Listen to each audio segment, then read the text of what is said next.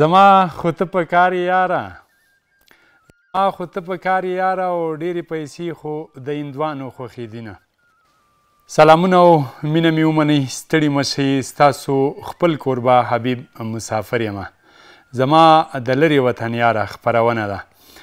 یو ساعت به زمونږ او ستاسو ملګرتیا وي په دې خپرونه کې. یو ځل بیا هم کوشش کوو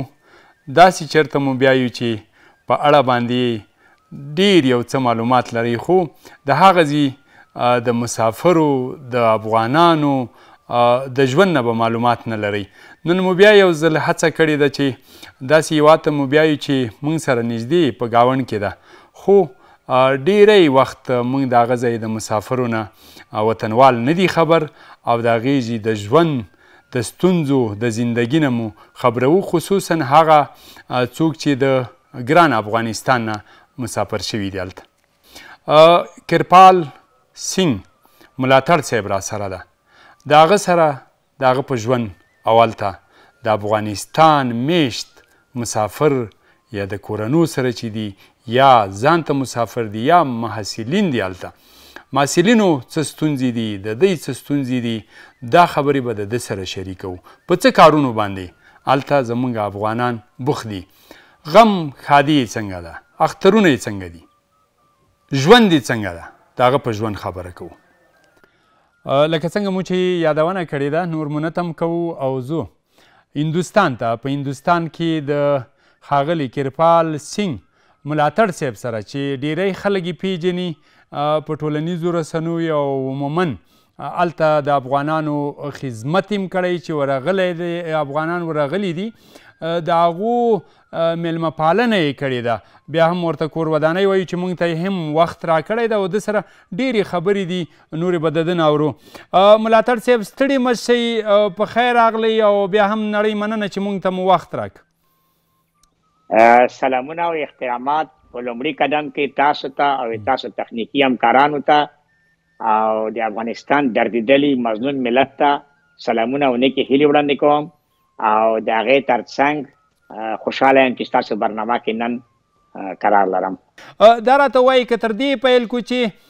ملاتړ صاحب دې دنیا ته چېرته سترګې وغړولې او خاپوړې یې وکړې او بیا هغې ترڅنګ زده کړې مو تر کومه ځایه او چېرته وکړې؟ زه د افغانستان د خوست ولایت نه یم او په خوست کې پیدا شوی یم په 1955 کال په 4 د مای باندې چې زه د اوسني وخت کې 58 کلو ته رسېږم. 58 کلونه مې پوره شوي دي. 59 کې خپه ږدم. زده کړې مې په خوست کې کړې دي، په غرغښت لیسه کې په 12 سیم نه مې ښه په بري ډول سرټیفیکټ اخیستی او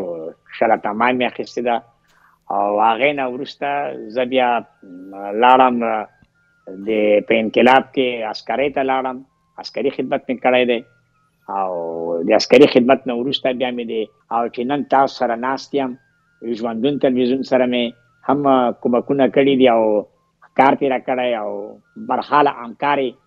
لرلی یم په هره برخه کې. ښه، ډېره مننه، خوشحاله اوسیږي چې تاسو د خپلو پښتنو دپاره خدمت کوئ او په هغلته په هندوستان کې د دغه ولس نه خلک خبروئ. دا هم راته ووایه چې په کوم کال کې ملاتړ صاحب مسافر شه او لامل یې څه و؟ نو دا که ووایم په دې باندې به ما ورته بس ډېر وي، زه ستاسو سره په برنامه کې ډېر کم وخت لرم، په لنډه به دا په لاندو مختصرو ټکو کې به دا خبرې راواخلم چې که هغه زه یم که هغه نور دي او که نور هندوان سیکان دي، د افغانستان نه موږ په رضا نه یو وتلي، موږ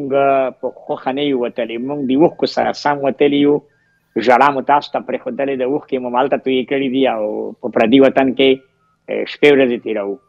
دا چې ډېری په لندن او په جرمني او په امریکا او په هند کې دي، همدې ورځې ارمان لري چې افغانستان کې سوله راشي او د افغانستان د سولې نه برخمن شي، موږ بېرته برګشت وکړو. او تاسو ویل چې په کوم کال کې لاړې او دغه کال زما تقریبا داسې وښیه چې زه په 2000 کال کې تاسو نه راغلی یم چې دا 24 کاله د څه وخت 2 میاشتې بعد 24 کاله پوره کېږي او په 24 کالو کې مې په میل بیا نه دی تللی. زه یو څو وارې تاسو ژوندون تلویزیون ته یون صاحب ته د خدای عمر ورکړي، یون صاحب دعوت کړی یم جشنو ته برنامو ته زحمت یې ایستلی مکتوبونه یې رالیږلي او داسې په تقریبا په 2009 لومړی سفر و 2012 دویم سفر و 14 دریم سفر و 2018 د ما آخري سفر و افغانستان ته هغې نه وروسته زه بیا نه یم درغلی یوه یادونه بله هم کوم تاسو ویلي چې موږ په رضا نه یو تللي نو څنګه تاسو دا خبره کوئ چې په رضا نه یو تللي نو که رښتیا درته ووایم مسافر صاحب دلته خو خبرې ډېرې دي هغې تر څنګ خو زه به تاسو ته لوڅه او برمنډه خبره وکړم چې هغه دا دی چې موږ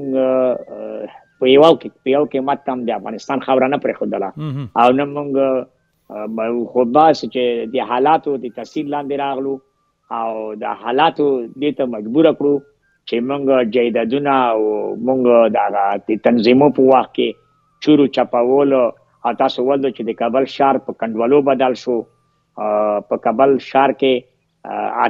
اته حکومتونه وو په منډۍ کې یو حکومت په د افغانانو کې بل حکومت په کارت پروان کې بل حکومت نو موږ هر چا را باندې بیل بیل حکومتونه کول او هر چا را باندې بیل بیل ظلمونه کول موږ نه غوښتل چې نور پاتې شو د خپلو د ماشومانو د تعلیم تربیې لپاره او د خپل د عزت د ساتلو لپاره موږ مجبور شو چې راغلو او هر څه ممالته نیم کاله پرېښودل که چېرته بېرته موږ تاسو ته همدغه حکومتونه وخت راکړي او زموږ د جایدادو په برخه کې راسره مرسته وکړي او زموږ د نورو ځمکو په برخه کې راسره مرسته وکړي نو موږ تیاره مده یو چې درشو موږ لکه 20 کاله مو تېر دي او که 30 کاله مو تېر دي خوشحاله نه یو قدرمنو لیدونکو زو د کیرپال سینګ ملاتړ صاحب چې په افغانستان مین او په دې خاوره مین په دې کې حقدار هم موږ ورته حق ورکوو هم دی ځان حقدار بولي د ده په اړه مو یو څه معلومات راغونډ کړي دي او په ګډه سره یې ګورو سمه ده کیرپال صاحب سمه ده مهرباني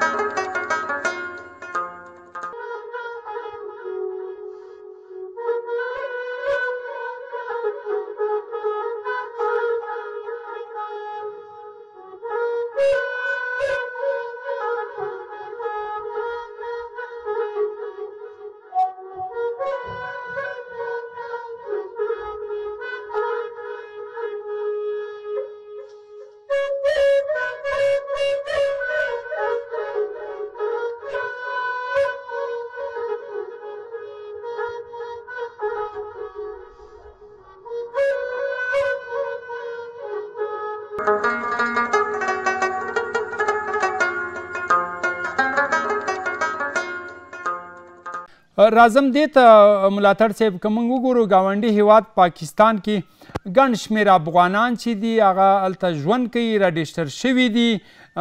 د هغو سره یو داسې سلوک ناروا سلوک کیږي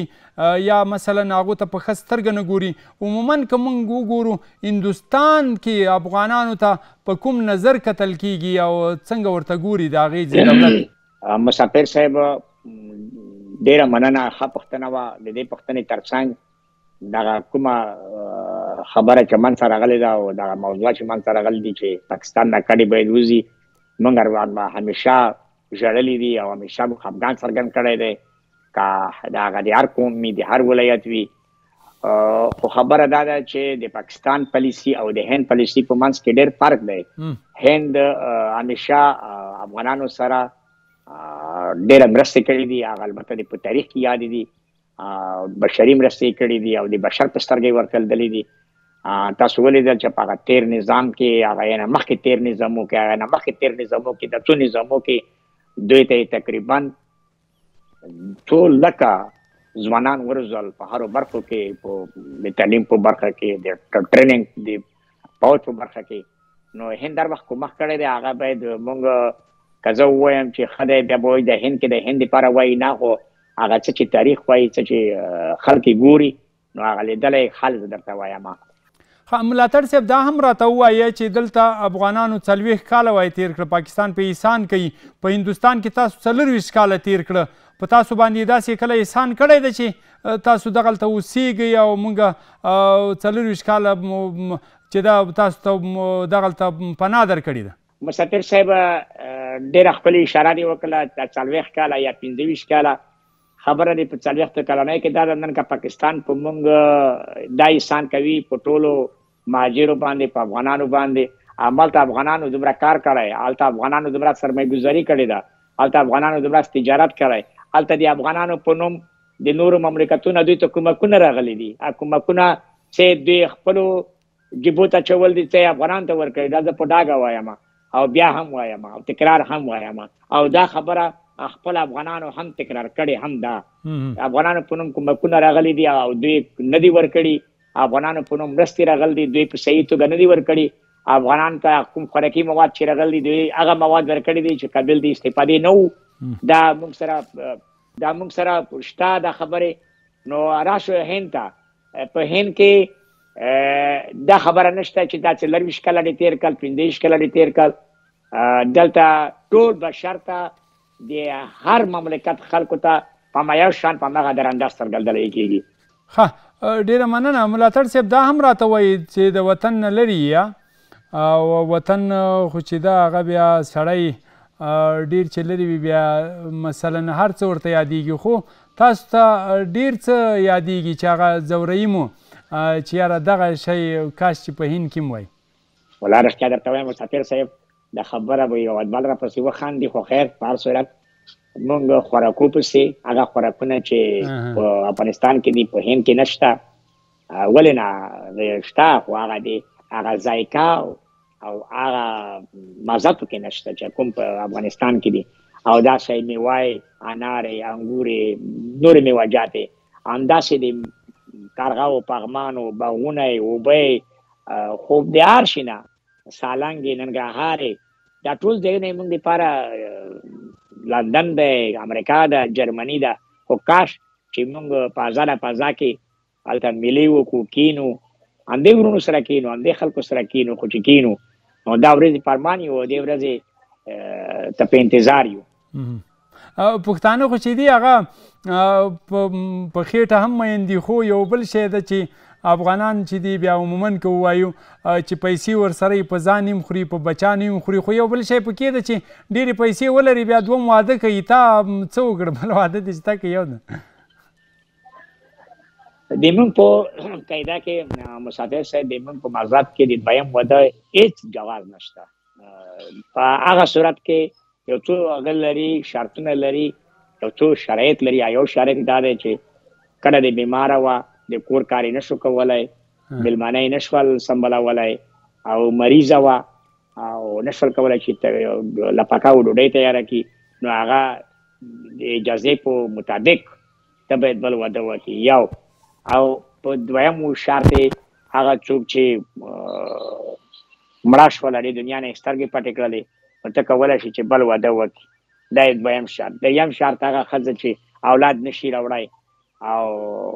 په ډېرو ډاکټرانو، په ډېرو طبیبانو یې ګرځولي وي، هغوی ورته جزا کړي وي چې تاسو بل واده وکړئ، په تا کې مشکل نشته، او مشکل دی په ښځه کې دی، په زنانه کې دی، دوی کولی شي چې بل واده کړي. په هغې نو په هغې نه بغیر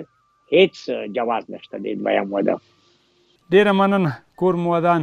ملاتړ صاحب، خوشحاله اوسېږئ. قدرمنو لیدونکو دا خپرونه همدومره وه. د خپرونې وخت پای ته ورسېد، پوښتنې پاتې شولې، خو بیا هم په یوه بهانه باندې به ملاتړ صاحب بیا راولو، د هغه نه به نورې پوښتنې کوو. نو که څوک هم ډېره مننه کور مو ودان ملاتړ صاحب چې راغلی را سره او زموږ سره که تاسو غواړئ چې اړیکه ونیسئ په دغه شیشه باندې په تلو کې دغه شمیره درته وایو یا درته لیکو، تاسو موږ سره اړیکه ونیسئ او تاسو سره به هم د زړه خواله وکړو چې په هر هیواد کې خپل کوربه حبیب مسافر ته اجازت ورکوئ. په لوی الله مو سپارم. د خدای پامان.